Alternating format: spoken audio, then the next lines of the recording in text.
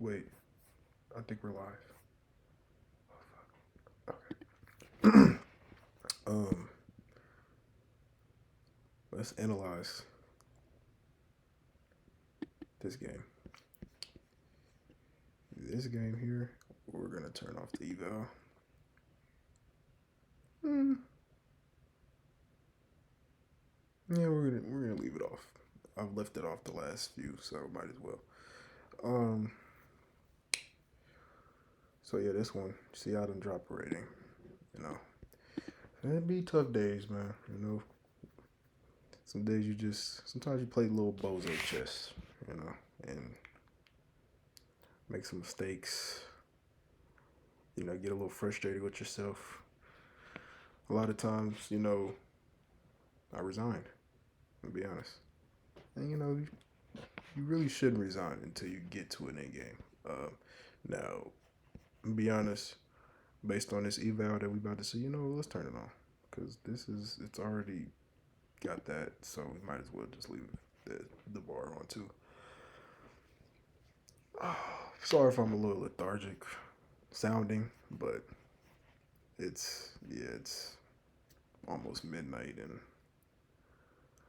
you know I've been playing all day for real. So let's just get into it. So this was a accelerated. See, flubbing all my words. Excuse me. Um, Played in accelerated London. Um, the only difference between the accelerated London and just a regular standard London would be the night comes out first. That's the only difference. But yeah, accelerated London. The night still comes out. And yeah, he plays this move b5.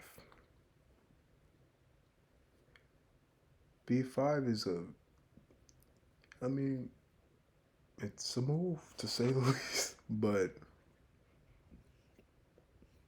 it does nothing. Um, you never want to commit outside pawns before either king is castled because you'll just create the weaknesses, and especially to commit it all the way to the b5 square. It'd be one thing had he played like b6, because e6 b6 is an open thing, an opening that you will get at the higher level, but it's not nothing that you would consider, you know, at this level, especially considering it's move three. You've already committed two pawns to the center. There's no need to commit uh, an outside pawn if there's no like I haven't castled long, which I believe that is what I do.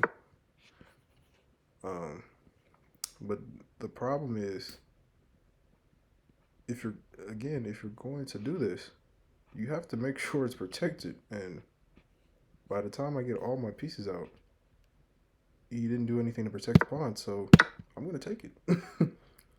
And now I'm up a pawn, and he straight up just completely forgets that I have this right here, which they immediately do not like, which is understandable because you got this, which is what happens.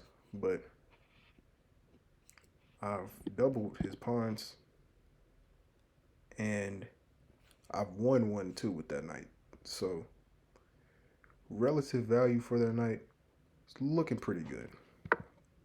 Um, and this is why I wanted to turn off the eval because look, it shoots all over the place. Um, but yeah, and then he just hangs him a queen on move. This is move 9,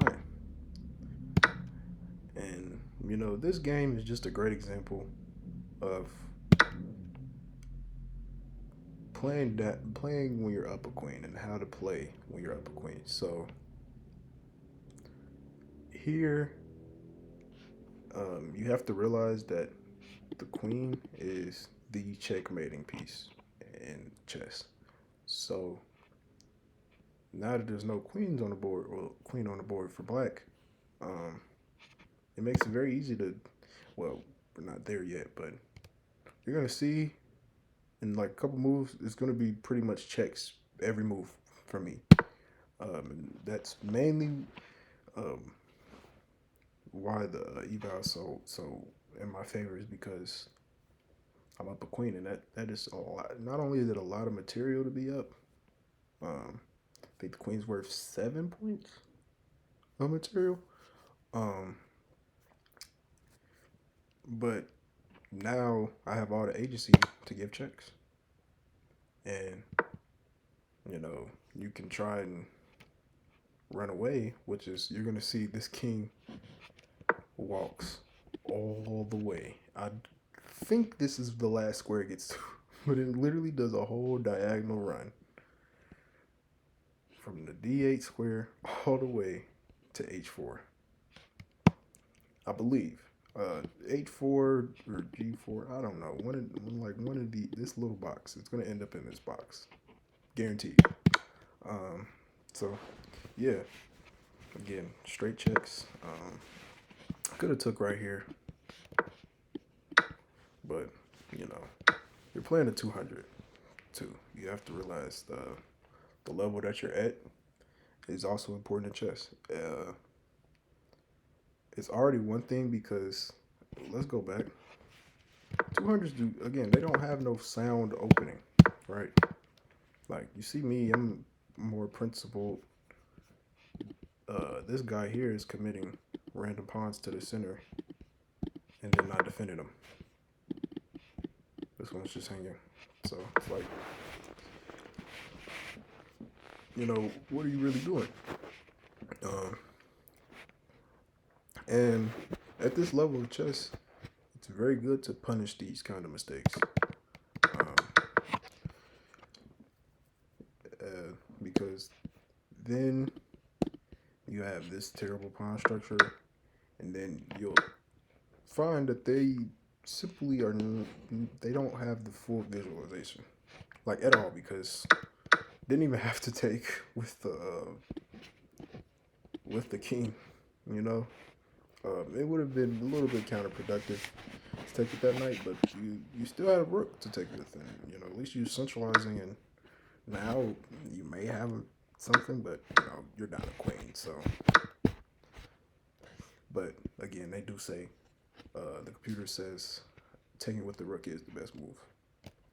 Definitely better than taking with the king because it's just going to lead to the hunt, which is what this game really was. It was just a hunt. And check, check. King keeps running. Give another one. Now the rook is hanging. And it's a fork. Oh, and it's a fork. Oh, yeesh. It's a fork.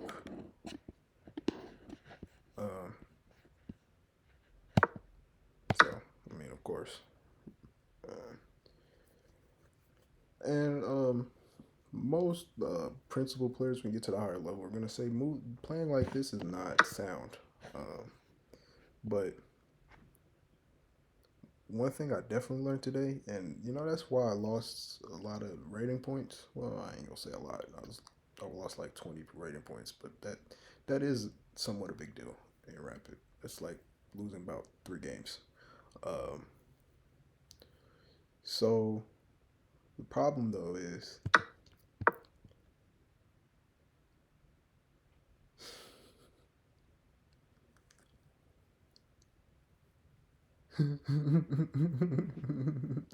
but anywho, the problem is how easily we can get distracted, right? But in this position, like, not only is the opponent panicked, but it's going to give more agency for the checks that is going to continue to happen. So, a couple moves of development, but again, I'm up 9 full points of material. Um, and honestly, in chess, there's going to be moments. Like, let's go back to.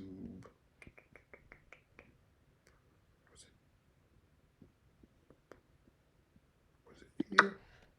Yes. Yeah, right here. There's going to be moments where a sec isn't, and they don't like the move. But, um, the computer doesn't like to move. I don't know why I keep calling it they, but that's just how I treat it. Um, Pronoun game, I guess, is a little bit strong these days, huh? That was not a good one. Anywho, um, yeah, but there's gonna come times where a little sack is in order,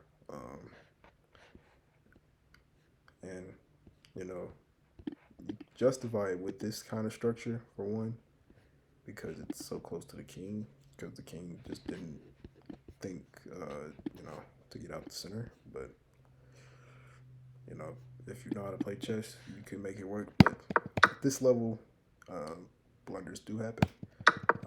So yeah, and from here, simply just converting and getting your pieces involved. Uh, this was a very cool move to find. A simple, and this is right here when you know it's all bad. When you can simply push a pawn and I completely missed a one mover. I definitely missed a one mover.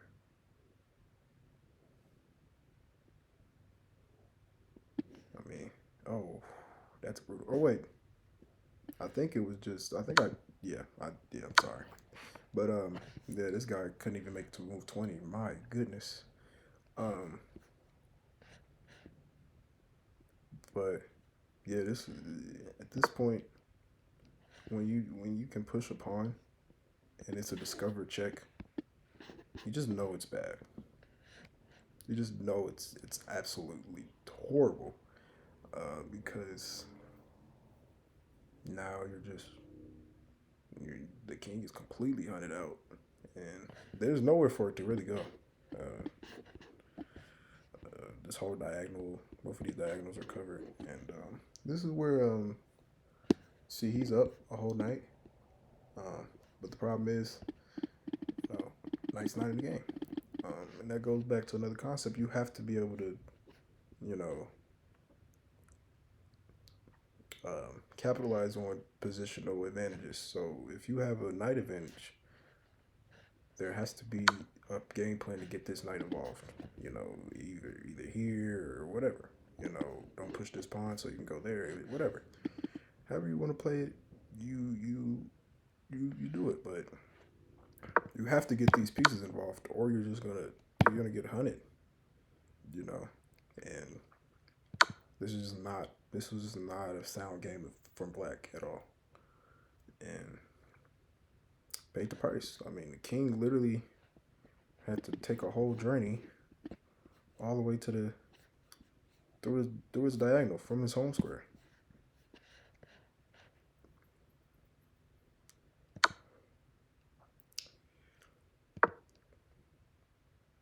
I don't think I've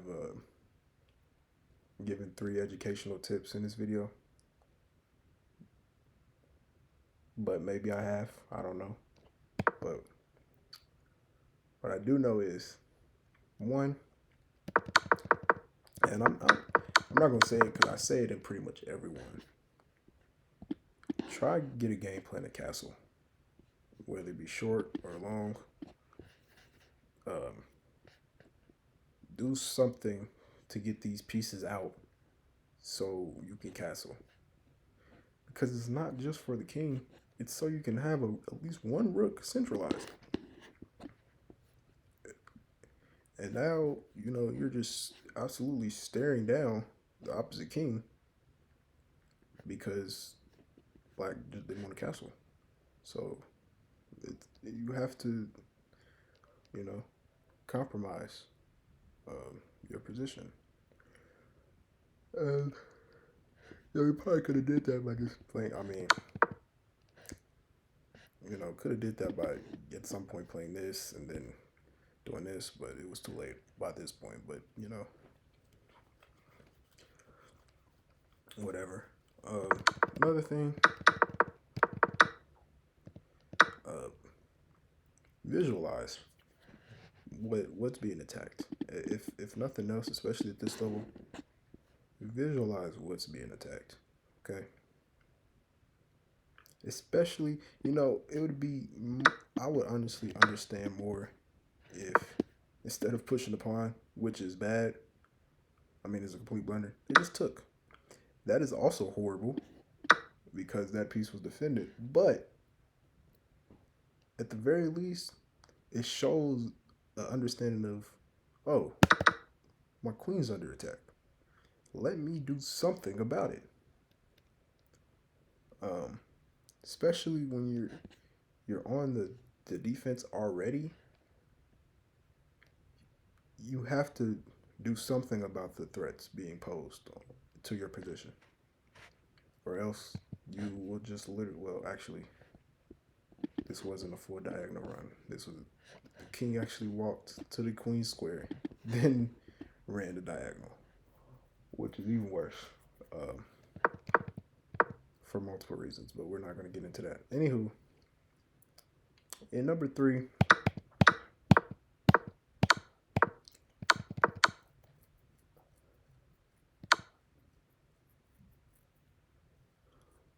honestly, number 3 is just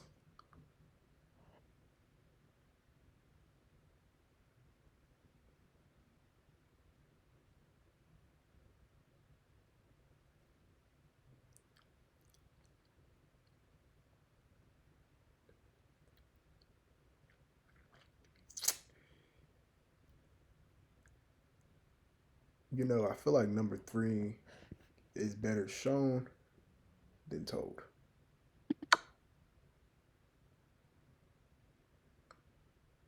Just play a better game. Get out of here.